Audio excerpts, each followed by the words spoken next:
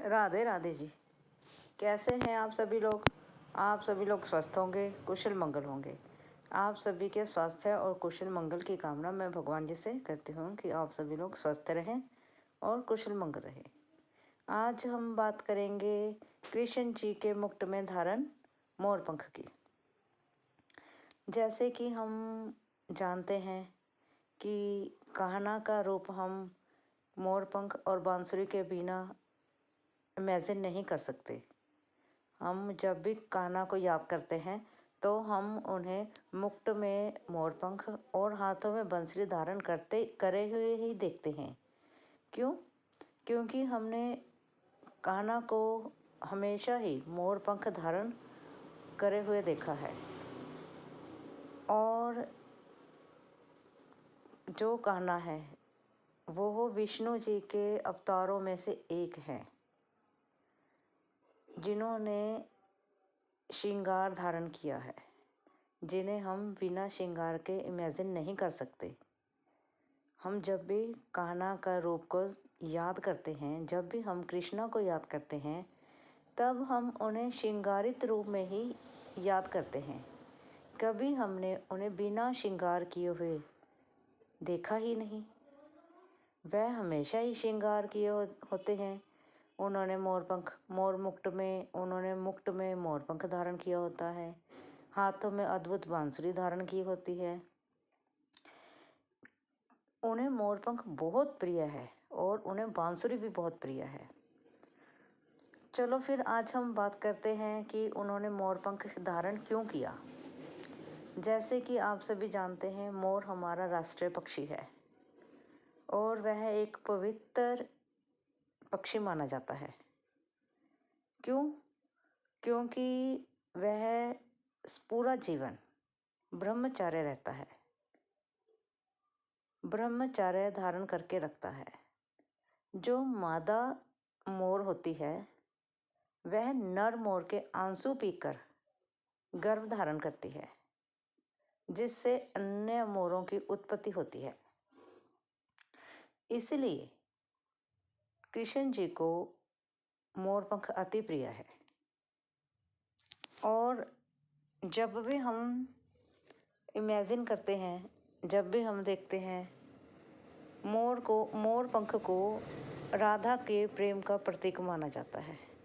इसलिए हम जानते हैं या समझते हैं कि कृष्ण जी को, ठाकुर जी को मोरपंख ज़्यादा पसंद है। इसी बात पर चलो हम एक स्टोरी सुनाते हैं। एक बार श्री कृष्ण जी बांसुरी बजा रहे थे, अपनी लीला में मस्त थे। अपनी बांसुरी की धुन में अद्भुत संगीत निकाले हुए इतनी सुंदर बांसुरी बजा रहे थे और उनकी उस बांसुरी की धुन पर राधा नाच रही थी। उसी बांसुरी की धुन पर राधा नाच रही होती है और वहीं पास में कहीं दूर, ज़्यादा दूर भी नहीं कह सकते हम, पास में ही, वहीं पास में कृष्ण जी की बांसुरी पर मोर भी नाच उठता है। कृष्ण जी की बांसुरी की धुन इतनी अद्भुत होती है, इतनी मधुर होती है, इतनी ज़्यादा मिठास से भरी होती है कि सबके रोम रोम में रस भर देती है। इसी धुन को